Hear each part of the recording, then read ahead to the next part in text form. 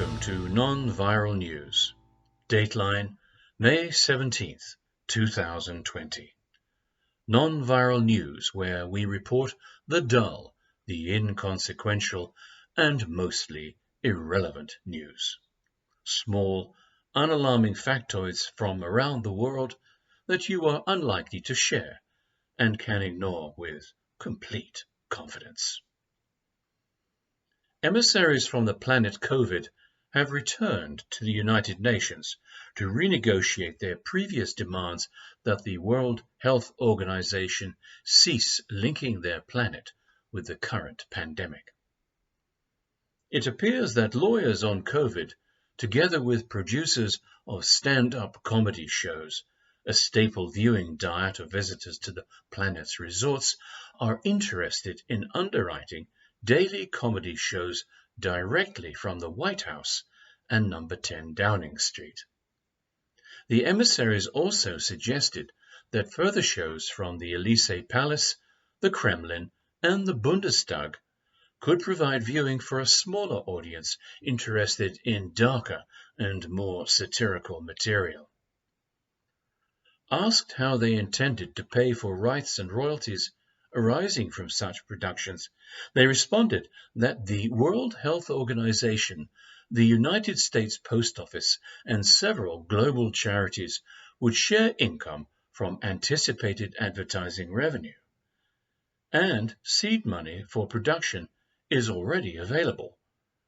A Swiss bank consortium, whose name we cannot reveal, has apparently been accumulating funds for just such an opportunity since the release of the movie The Day the Earth Stood Still in 1951, starring Anglo-American actor Michael Rennie.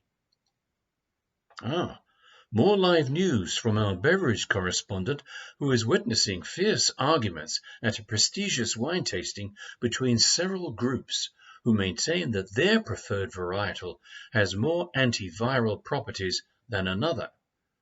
Most incendiary is the nose-to-nose-to-nose conflict between the Merlot, Pinot Noir, and Cabernet Sauvignon camps. Less inflammatory, but still tense, is the Chardonnay versus Pinot Grigio exchange. Cognac drinkers watching earlier from a corner were apparently helpless with laughter and had to be helped to their taxis. Our staff poet cannot be stopped from adding his weighty opinion with this small nugget of his own manufacture.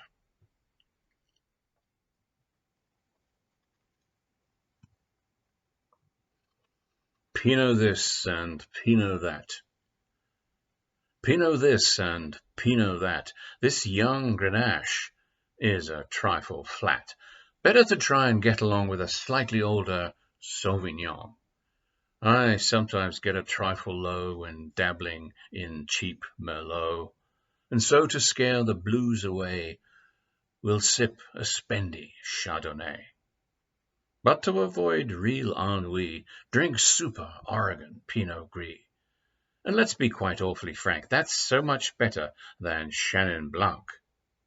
But while you sort out your Pinot, give a break to Grignolino. It's good, but not the same as a bold and cheeky Oz Shiraz. And if you want to go very far, don't ignore local Pinot Noir. It always sells well on the block. And I wonder who likes Barochel Foch. As I was supping a cute Barbera at a certain state affair, things got quickly very highbrow when someone mentioned Müller-Thurgau. It is no lack of Venus respect that makes us scorn the best Malbec. And can you find me a single fan of that very odd vine, Carignan? If one must go to a grapey hell, there's good company in Zinfandel. But if we really must go, could we have Nebbiolo? In the end, we all agree, any wine is better free. But if not free, we'll surely call. Any wine beats none at all. There you have it. This is Non-Viral News with Bob Sterry. Tune in, log on, click here, or whatever it is that you do for our next broadcast.